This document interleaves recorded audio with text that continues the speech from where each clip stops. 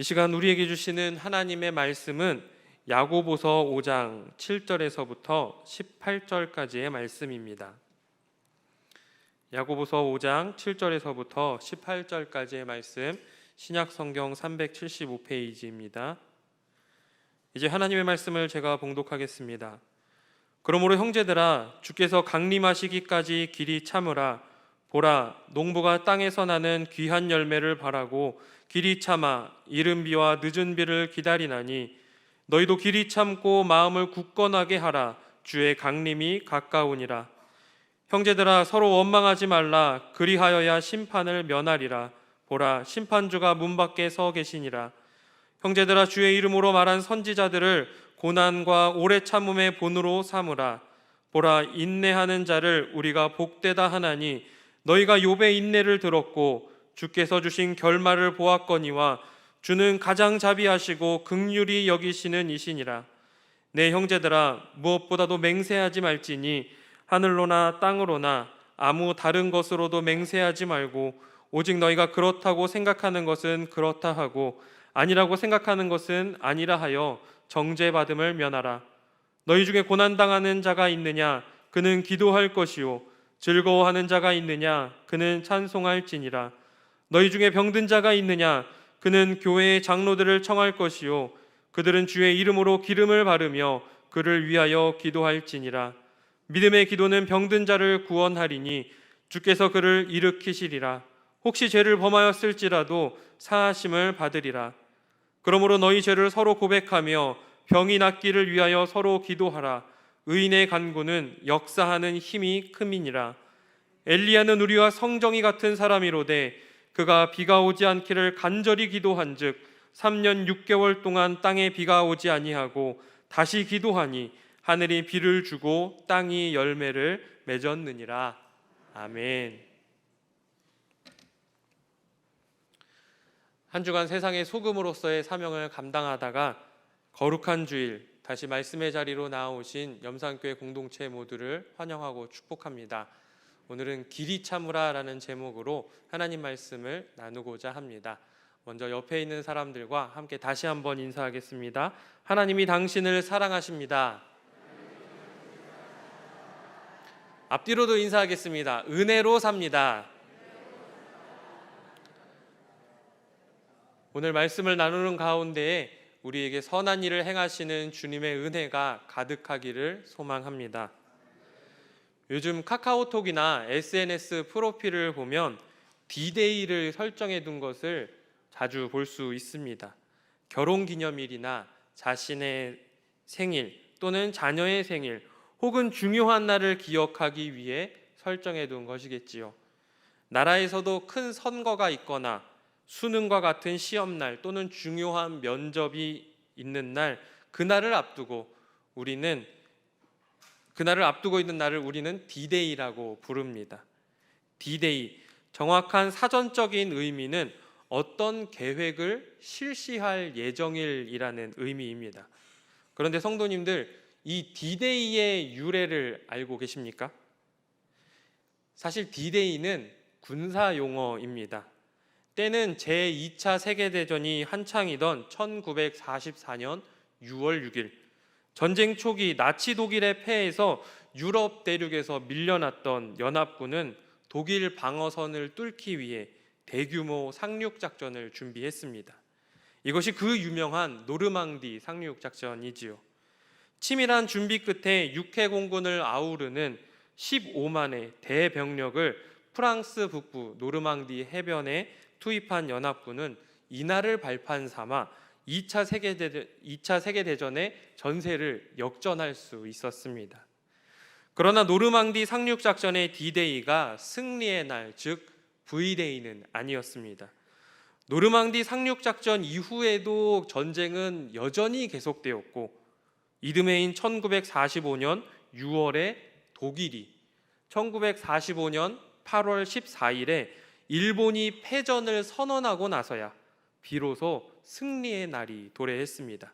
다시 말해 D-Day로부터 V-Day까지는 1년 정도의 시간이 필요했습니다. 이것에 대해서 영국의 옥스퍼드에서 가르치는 신약학자 톰 라이트는 나를 따르라는 책에서 기독교인의 삶을 D-Day와 V-Day의 이 사이에서의 긴장 가운데 사는 것이라고 표현했습니다. 예수 그리스도께서 오셔서 십자가를 지시고 부활하셔서 승천하심으로 말미암아 이미 시작된 하나님의 나라, 언젠가 그러나 반드시 다시 오셔서 완성하실 아직은 완성되지 않은 하나님의 나라 사이에 사는 것. 그래서 그리스도인들이 지금도 여전히 치열하게 믿음의 선한 싸움을 싸우며 사는 것이 이 D-Day와 V-Day 사이의 긴장 가운데 사는 삶이라 할 수 있습니다.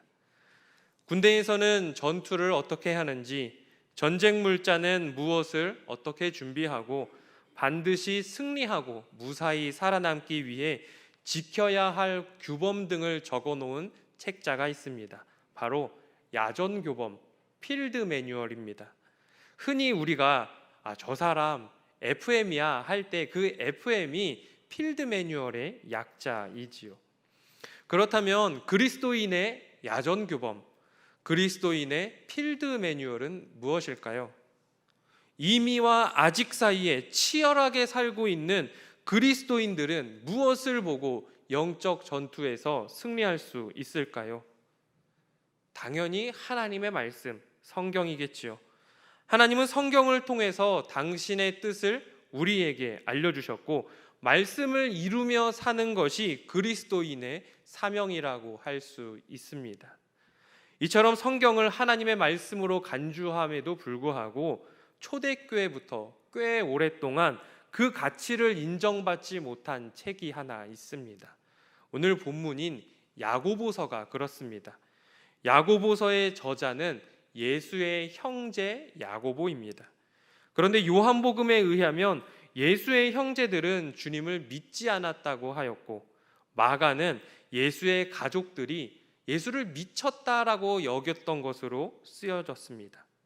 이로 인해 초대교회에서는 야고보에 대한 사도적 권위에 대해서 의심하였고 그가 기록한 야고보서의 정경성에 대해서 문제를 제기했습니다. 한편 이보다 더 큰 오해는 야고보서에 있는 신학 때문에 발생했습니다. 전통적으로 기독교는 믿음으로 구원을 얻는다는 이 바울의 이신칭의를 받아들였지만 상대적으로 야고보서는 행위를 강조하는 이 행칭의를 주장하는 것처럼 보였기 때문이지요. 그래서 종교개혁자 마틴 루터는 이 책이 그리스도의 십자가 죽음이나 부활 등 아무런 복음적인 성격을 띠지 않고 있다고 해서 이 야고보서를 의로운 지푸라기 서신이다라고 보잘것없는 책이다라고 표현했습니다. 하지만 이것은 루터가 바울 서신과 야고보서의 차이점, 즉 수신자와 그들이 처한 상황의 차이를 바로 보지 못했기 때문에 비롯된 문제입니다. 다시 말해 바울 서신 이 신칭의는 하나님 앞에서 어떻게 사람이 의롭게 되는가, 칭의의 원인을 말하는 것이라고 한다면 야고보서는 의롭다함을 얻은 사람들, 의롭게 된 사람은 어떻게 살아야 하는가라는 칭의의 결과를, 즉 믿음과 행위의 관계를 말하고 있다는 것을 간과했기 때문에 루터는 야고보서를 오해했습니다. 이와 같이 야고보서가 의롭다 하심을 입은 사람이 어떻게 살아가야 하는가에 대해 기록한 편지라고 할 때에 이것은 오늘을 살아가는 우리 그리스도인들에게도 큰 의미가 있습니다. 2000년 전 성도들처럼 우리도 여전히 지금도 이미 임한 하나님의 나라와 아직 임하지 않은, 아직 완성되지 않은 하나님의 나라 D-Day와 V-Day의 사이에 살고 있기 때문입니다. 또한 당시 야고보서의 수신자들은 극심한 핍박에 시달리고 있었습니다. 요컨대 야고보서는 핍박 속에서도 믿음을 지키며 치열한 영적 전투를 하고 있는 그리스도인들이 어떻게 살아야 하는지 가르쳐주는 성경이라 할 수 있습니다. 그리고 이 말씀은 오늘을 살아가는 우리 그리스도인들에게도 동일하게 적용됩니다. 이 자리 가운데에도 고난과 어려움 가운데 신앙생활하는 분이 있으시지요. 오래전 흩어진 성도들에게 야고보 사도가 권면했던 것처럼 그는 오늘 우리에게도 구원받은 하나님의 백성으로서 합당한 삶을 살아가라고 우리에게 말씀을 통해 권면하고 있습니다. 특별히 오늘은 야고보서의 결론이라고 할 수 있는 이 5장의 말씀을 통해서 완성될 하나님의 나라를 기다리며 사는 성도들에게 야고보 사도는 무엇이라 말하는지, 또한 우리 세상의 소금 염산교회 성도들은 어떻게 살아가야 하는지 말씀을 통해 잠시 묵상해 보고자 합니다. 첫 번째로 야고보서는 우리에게 인내하라 가르쳐 줍니다. 본문에서 야고보는 인내의 예시로 농부와 선지자들과 욥을 제시하고 있습니다. 먼저 7절을 보십시오. 그러므로 형제들아, 주께서 강림하시기까지 길이 참으라. 보라, 농부가 땅에서 나는 귀한 열매를 바라고 길이 참아 이른 비와 늦은 비를 기다리나니. 물이 부족한 이스라엘에서는 이스라엘에서 비는 생활과 직접적인 연관이 있었습니다. 과거 농경사회에서는 이 비가 오고 오지 않고가 한 해의 농사의 결과를 좌지우지했는데, 때에 맞게 내리는 이른 비와 늦은 비는 단비였고 축복이었습니다. 이른 비는 건기가 끝나고 우기가 시작되는 초가을에 내리는 비인데요, 이스라엘에서는 이 무렵에 곡식을 파종하기 때문에 이른 비가 내려야 땅이 좀 물렁물렁해져서 곡식이 안정적으로 성장할 요건을 갖춘다고 합니다. 그리고 늦은 비는 우기가 마치는 3월부터 4월경에 내리는 비인데요, 곡식을 수확하기 직전에 내리는 비입니다. 봄비 또는 축복의 비를 의미하지요. 이 늦은 비는 수확량에 절대적인 영향을 주는데, 추수기에 영양분이 적절하게 공급되어지지 않으면 곡식이 튼실하게 연글지 못하기 때문입니다. 그러므로 이른 비와 늦은 비는 내 예상, 내 기대보다 이르거나 빠르거나 늦다는 의미로서의 이른 비, 늦은 비가 아니라 시기에 맞는, 때에 맞는 은혜를 이른 비, 늦은 비라고 부릅니다. 물론 그때는 내가 원하고 내 때가 아니라 하나님의 때를 가리키겠지요. 하지만 비가 오지 않아서 가뭄이 들 때면 이스라엘 백성들은 바알을 찾았습니다. 바알은 비와 폭풍의 신이며 농사를 주관하는 신이었습니다. 풍요와 다산의 신이었지요. 사람들은 하나님의 때를 기다리지 않고 지금 비를 내려주십시오, 지금 응답해 주십시오라고 하면서 바알을 찾았던 것이지요. 성경에 나오는 대표적인 우상이 바알인데요, 바알 숭배에서 우리가 오해하는 것이 하나 있습니다.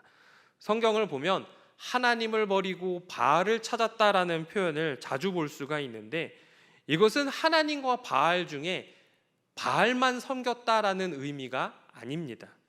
이스라엘의 역사를 보면 언제나 그들은 하나님과 바알을 동시에 섬겼습니다.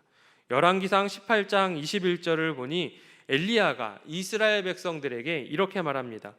엘리야가 모든 백성에게 가까이 나아가 이르되 너희가 어느 때까지 둘 사이에서 머뭇머뭇하려느냐. 여호와가 만일 하나님이면 그를 따르고 바알이 만일 하나님이면 그를 따를지니라 하니 백성이 말 한마디도 대답하지 아니하는지라. 이스라엘 백성들은 하나님이 은혜를 주실 때는 하나님만 섬겼고, 가뭄과 같은 고난이 닥쳐올 때, 어려움이 찾아오면 즉각적인 응답을 바라면서 하나님과 우상을 동시에 섬겼습니다. 이것에 대해 하나님은 이스라엘이 하나님을 버리고 다른 신을 섬긴 것이다 라고 표현하셨지요. 그리고 하나님은 이것을 우상숭배라고 선언하셨습니다. 요즘 무엇이든 빠른 것들이 대세 아닙니까? 택배도 주문하고 하루 이틀 안에 도착해야지 2, 3일 이상 걸려버리면 어떡해요? 배송 추적을 합니다. 앱을 찾아서. 오늘 낮에 주문한 신선 식품들이 새벽에 배송되기도 합니다. 컴퓨터나 핸드폰을 클릭하거나 터치했을 때 창이 바로 뜨지 않으면 여러분 얼마나 답답합니까? SNS에 글을 올리고 즉각적으로 좋아요, 댓글이 달리지 않으면 실망하는 모습도 종종 봅니다. 물론 빠르고 즉각적인 것이 모두 다 나쁜 것만은 아닙니다. 그러나 신앙생활에서만큼은 기다림과 인내의 시간을 보내야 할 때가 있더라는 것입니다. 나의 때와 하나님의 때가 맞지 않을 때 하나님의 때를 기다릴 수 있어야 한다는 의미이지요. 하지만 우리는 하나님께 즉각적인 응답을 강요하면서 하나님 외에 다른 대안들을 찾아 헤맬 때가 여러분 얼마나 많이 있습니까? 어쩌면 하나님의 때를 기다리지 못하고 즉각적인 반응, 또 다른 대안을 찾아 헤매는 것이 오늘 우리의 바알, 우리의 우상숭배라고 할 수 있습니다. 야고보는 고난 중에 인내하지 못하고 믿음을 저버리는 사람들에게 주님이 강림하시는 날, 승리의 날이 가까이 왔기 때문에 끝까지 믿음을 잃지 말고 인내하라고 말하고 있습니다. 선지자들처럼 하나님의 말씀을 선포하고 말씀대로 살고자 노력하는 이들은 고난을 피해갈 수 없습니다. 하지만 그들은 오래 참고 인내함으로써 하나님께 쓰임을 받았지요. 그들이 어떻게 그렇게 할 수 있었을까요? 하나님 나라와 그의 통치에 대한 소망과 확신이 그들 안에 있었기 때문입니다. 성경에서 인내의 표본으로 삼을 인물을 꼽으라면 역시 욥이지요. 모든 것을 잃고 온몸에 종기가 나서 질그릇 조각으로 몸을 이렇게 벅벅 긁고 있던 순간에도 그는 하나님을 원망하지 않았습니다. 그의 아내와 친구들이 그를 비난할 때에도 욥은 입술로 범죄하지 않았다고 성경은 말합니다. 그리고 결국에는 넘치는 축복을 받았지요. 사랑하는 염산교회 공동체 여러분, 모든 것이 빨라지고 즉각적인 반응을 요구하고 있는 현대 사회에서 하나님의 때를 기다리면서 인내하는 것은 쉽지 않아 보입니다. 그러나 D-Day 이후 치열한 전투가 있었지만 결국에는 반드시 승리의 V-Day가 온 것처럼 주님께서는 길이 참고 기다리는 이에게 반드시 승리를 주실 줄 믿습니다. 두 번째로 야고보는 우리에게 기도하라 가르쳐 줍니다. 야고보 사도는 고난 중에 있는 성도들에게 무조건 참아라, 무작정 기다려라 말하지 않습니다.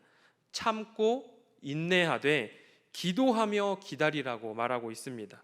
그렇다면 언제 기도해야 할까요? 13절을 보십시오.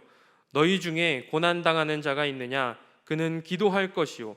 즐거워하는 자가 있느냐? 그는 찬송할지니라. 먼저 고난이 있을 때 기도해야 합니다. 그리고 즐거울 때도 기도해야 하고요. 또한 병들었을 때도 기도해야 합니다. 고난 중에 기도한다는 것은 고난 중에 하나님의 뜻과 하나님의 계획을 구하는 지혜의 기도를 의미합니다. 그리고 즐거울 때 찬송하라 말합니다. 이 찬송이 곡조 있는 기도라고 하지 않습니까? 같은 맥락으로서 찬송함으로써 기도하라는 의미일 것입니다. 14절에서 16절은 병든 자가 있을 때 기도하라고 합니다. 병든 자가 있을 때는 교회의 장로들을 청하여 기도하고 서로의 죄를 고백하며 병이 낫기를 위하여 서로 기도하라 말씀하십니다. 그런데 우리가 한 가지 기억해야 할 것은 이 육신의 연약함이 반드시 죄의 결과는 아니라는 것입니다. 물론 성경이 15절과 16절의 말씀처럼 죄를 범함으로 인해서 생기는 병이 있을 수도 있다는 가능성을 제시합니다. 그러나 인간의 연약함이든 죄로 인한 병이든 우리가 해야 할 행동은 같습니다. 바로 기도하는 것이지요. 또한 본문은 언뜻 보면 건강한 장로들이 병든 자들을 위해서 기도하라는 것처럼 보이지만 16절의 말씀을 자세히 읽어보면 너희 죄를 서로 고백하며 병이 낫기를 서로 기도하라 라고 기록되어 있습니다. 즉 건강한 이들은 병든 자를 위해 기도하고 병든 자도 건강한 이를 위해 기도하고 기도의 자리에 초청된 사람들은, 기도의 자리에 초청된 건강한 이들은 서로를 위해 중보하라는 의미이지요. 그러므로 고난 중에 기도하고 기쁠 때도 기도하고 육신이 건강할 때도 기도하고 연약할 때도 기도하라. 이것을 한 문장으로 요약하면 무엇일까요? 데살로니가전서 5장 17절의 말씀대로 쉬지 말고 기도하라는 것입니다. 사랑하는 염산교회 공동체 여러분, 여러분이 그리스도인으로 살아가면서 삶의 자리에서 고난과 시련을 만날 때 기도하십시오. 그리고 그 고난과 시련이 지나갔을 때에도 기도하십시오. 여러분을 놀랍게 성장시키신 주님의 은혜를 깨닫게 될 것입니다. 그리고 기쁠 때 찬송하십시오. 우리의 삶에 부어주시는 더 큰 은혜를 경험하게 될 것입니다. 또 원치 않는 질병으로 고통당할 때 기도를 요청하십시오. 가끔 저희 교구 식구들을 보면 아파서 병원에 다녀오셨는데도 목사님이 바쁠까봐 혹은 괜히 부담 주기 싫어서 말씀 안 하시고 조용히 다녀오시는 경우들이 종종 있더라고요. 제가 어르신들 병원에 가시면 꼭 연락을 달라고 그렇게 말씀을 드려도 잘 안 알려주십니다. 그러나 목사는 여러분을 위해 말씀으로 권면하고 기도하는 직분입니다. 성도님들, 특별히 우리 어르신들, 여러분의 목사가 스스로의 직분을 잘 감당할 수 있도록 말씀에 순종해서, 아픈 사람들은 교회 이 목사도 장로잖아요. 말씀에 순종해서 병들었을 때 꼭 기도 요청하십시오. 다른 교구 식구들도 괜찮습니다. 전심으로 기도하겠습니다. 14절에서 한 가지 주목할 것은 장로들을 청할 때 그들이 주의 이름으로 기름을 바르며 그들을 위해서 기도하라라고 말씀하고 있는데요. 사실 이 기름이라는 것은 당시에 널리 쓰이던 상처에 바르는 약입니다. 마치 군대에서 쓰이는 빨간 약과 같은 것이지요. 우스갯소리로 군대에서는 머리 아파서 병원에 가면 어떻게 해요? 빨간 약 발라줍니다. 배가 아파서 병원에 가면 어떻게 합니까? 배에 빨간 약을 발라줍니다. 무릎이나 뼈에 통증이 있어서 병원에 가면 무릎과 허리에 빨간 약을 발라줍니다. 정말 우스갯소리이긴 하지만 더 황당한 것은 빨간 약을 바르면 어떻게 됩니까? 낫는다는 것이지요. 그러므로 장로들을 청하여 그들이 기름을 바르며 기도하라는 말씀을 오늘날 현대적인 의미로 해석해 본다면 이렇게 해석할 수 있을 것 같습니다. 몸이 병들었을 때 치료하지 않고 기도만 하는 것도 바람직하지 못하고 치료만 하면서 기도하지 않는 것도 바람직하지 못하다는 것이지요. 주님께서 오늘날 우리에게 발전된 의술을 허락하셨다고 한다면 그것을 누리며 그 자리에서 주님의 긍휼을, 주님의 은혜를 간구해야 합니다. 물론 하나님께서 기도만 해도 병을 치유해 주시기는 합니다. 이것을 부정하지는 않지만 일반적으로 하나님께서 우리의 삶에 베풀어 주시는 기적들은 인간의 노력 위에 하나님의 은혜가 덧입혀졌을 때, 우리가 기도할 때 하나님이 응답해 주셨을 때 가능하다는 것을 기억하는 저와 여러분들이 되시기를 소망합니다. 어쨌든 우리가 만나고 경험하는 모든 삶의 순간순간마다 기도하십시오. 쉬지 않고 기도하는 우리 한 사람 한 사람 위에, 그리고 행동하고 노력하는 여러분의 삶에 하나님의 은혜가 덧입혀져, 우리의 기도에 응답하시는 하나님의 은혜가 덧입혀져 우리의 삶에 베풀어 주시는 기적을 맛보는 저와 여러분들이 되시기를 축복합니다. 말씀을 정리합니다. 야고보서는 행위로 구원을 받는다는 이행칭의 사상이 아니라 구원받은 이들이 온전한 믿음을 드러내는 삶의 형태를 알려주는 편지라고 할 수 있습니다. 이미 시작된 하나님의 나라와 아직 완성되지 않은 하나님의 나라 사이에서 치열하게 오늘을 살아가는 그리스도인들에게 하나님의 백성으로서 온전한 믿음은 믿음의 행동이 요구된다 가르쳐 주고 있습니다. 특별히 야고보 사도는 핍박과 고난이라는 상황 속에 살고 있는 성도들에게 살아있는 믿음은 행동하는 믿음이라고 가르치면서 자신의 편지의 결론으로서 인내와 기도를 제시하고 있음을 우리는 기억해야 합니다. 이 야고보의 별명이 있습니다. 바로 낙타무릎입니다. 초대교회 전승에 의하면 야고보는 기도를 너무 많이 해서 그의 무릎이 낙타무릎처럼 굳어져 버린 기도의 사람이었습니다. 이 기도의 사람 야고보가 그의 편지 마지막에 기도의 롤모델로 엘리야를 제시하고 있습니다. 얼마 전 오후 예배 때 김태섭 교수님께서 엘리야의 기도를 설명해 주셨는데요. 열왕기상 18장을 보면 엘리야가 땅에 꿇어 엎드려 얼굴을 두 무릎 사이에 넣고 기도했다라고 기록하고 있습니다. 이 어지간한 성인들은 얼굴을 두 무릎 사이에 넣는 자세 자체가 불가능합니다. 그러나 어린아이는 가능하다고 하더라고요. 우리는 엘리야의 기도 자세에서 그가 어려서부터 이 자세로 기도했음을, 기도의 훈련을 쌓았음을 유추해 볼 수 있습니다. 즉 엘리야는 우리와 똑같은 성경의 표현대로라고 한다면 우리와 성정이 같은 사람이었지만 어려서부터 기도로 훈련된 기도의 사람이었기에 그가 기도했을 때에 비가 오지도 않고 또한 그가 간절히 기도했을 때에 비가 내리는 기적도 보여주었다는 것입니다. 어쩌면 개인적인 생각으로 아마도 야고보는 이 엘리야를 자신의 롤모델로 삼지 않았을까 싶습니다.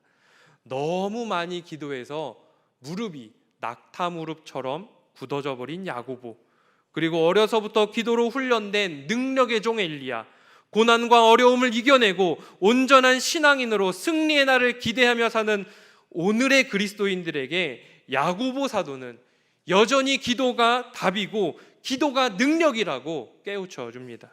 사랑하는 염산교회 공동체 여러분, 어려울 때 기도합시다. 기쁠 때도 기도합시다. 내 사랑하는 가족이, 내 이웃이, 교회 안에 형제와 자매가 병들었다면 그를 위해 서로 중보합시다. 죄인을 위해 간구합시다. 이른 비와 늦은 비를 기대하며 하나님의 때에 하나님의 방법대로 부어주실 은혜를 소망하며 기도합시다. 우리 염산교회 공동체가 야고보처럼 엘리야처럼 기도의 훈련을 쌓아 하나님께서 귀하게 쓰시는 이 시대의 일꾼이 되기를 축복합니다. 하나님의 때를 기다리며 길이 참고 인내하며 기도할 때 고난 속에 숨겨진 귀한 은혜와 하나님의 섭리를 발견하게 될 줄 믿습니다. 하나님의 백성의 믿음은 말씀을 실천하며 온전하여진다는 것을 기억하고 기도하면서 주님이 다시 오실 승리의 날을 소망하며 사는 온전한 그리스도인들이 되시기를 축복합니다.